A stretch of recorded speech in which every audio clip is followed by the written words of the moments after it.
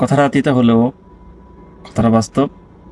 সেটা হচ্ছে, আপনি যদি বিড়ি, সিগারেট অথবা কোনো নেশা জাতীয় দ্রব্য পান না করেন, তাহলে দেখবেন আপনার আশেপাশে লোকজন খুব কম।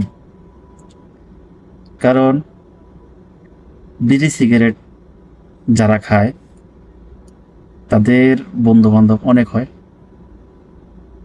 দেখবেন কোনোদিন যার সাথে আপনার কোনো কথাবার্তা নাই। আপনি একদিন বসে বিড়ি খাবেন অথবা সিগারেট খাবেন, অপরিচিত লোকজন এসে বলবে যে, "ভাই অথবা সাদিক, একটু বিড়ি দেওয়া যাবে? একটু সিগারেট দেওয়া যাবে?" ওই দিন থেকে তার সাথে ওই লোকের এমন ঘনিষ্ঠ সম্পর্ক হয়ে যাবে যে আপন ভাইয়ের সাথেও এরকম রিলেশন ছিল না। কিন্তু যারা বিড়ি, সিগারেট খায় না, তারা দেখবেন তাদের মতো একলা, একলা চলার চেষ্টা করে।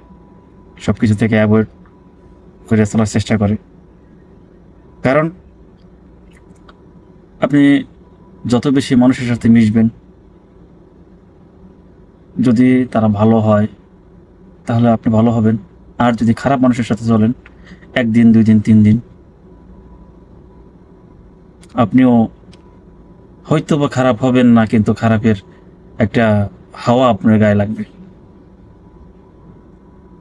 একটা বাস্তব ঘটনা আমি বলতেছি।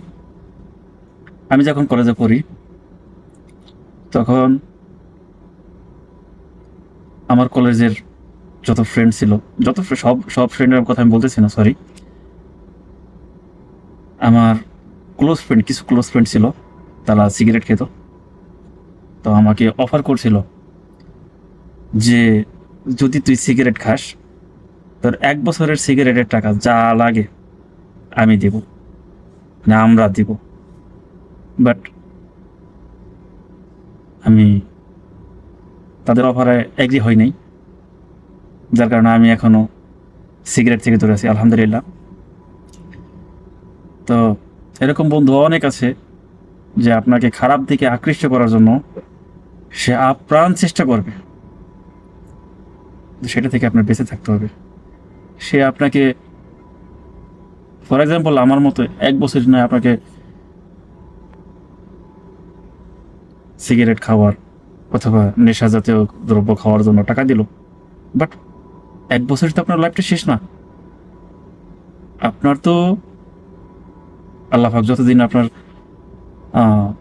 হায়াত রাখছে ততদিন আপনি বাঁচবেন। সেটা হতে পারে আরও ১০ বছর, আরও ২০ বছর, হতে পারে ৫০ বছর। কিন্তু আপনাকে যে ওই ১ বছরের লালসা দেখাইয়া আপনাকে অভ্যস্ত করলো, বাকি যে আপনি ২০ বছর, ৩০ বছর বাঁচবেন, এই ৩০ বছর আপনার পকেট থেকে কি পরিমাণ টাকা বাজে নেশার কারণে চলে যাবে এবং আপনার লাইফও বিপদগ্রস্ত হবে, সেটা আপনি চিন্তা করছেন? তাই ভালো মানুষের সাথে সবসময় চলার চেষ্টা করবেন, ভালো থাকবেন। আর সবাই খারাপ না। আপনি যদি ভালো হন, আমি যদি ভালো হই, তাহলে খারাপ মানুষকেও ভালো করা যায়। তাই সবসময় চেষ্টা করবেন ভালো মানুষের সাথে চলার জন্য। যদি কেউ আপনাকে বাজে পথে চলার জন্য বলে, তাহলে তাকে আপনি বুঝাবেন। যদি সে বুঝতে সক্ষম হয়, তাকে যদি বুঝাইতে সক্ষম হন, তাহলে তো সে ভালো হয়ে যাবে। আর যদি সে আপনার কথা না শোনে, তাহলে আমি মনে করব আপনি তার সঙ্গ ছেড়ে দেন।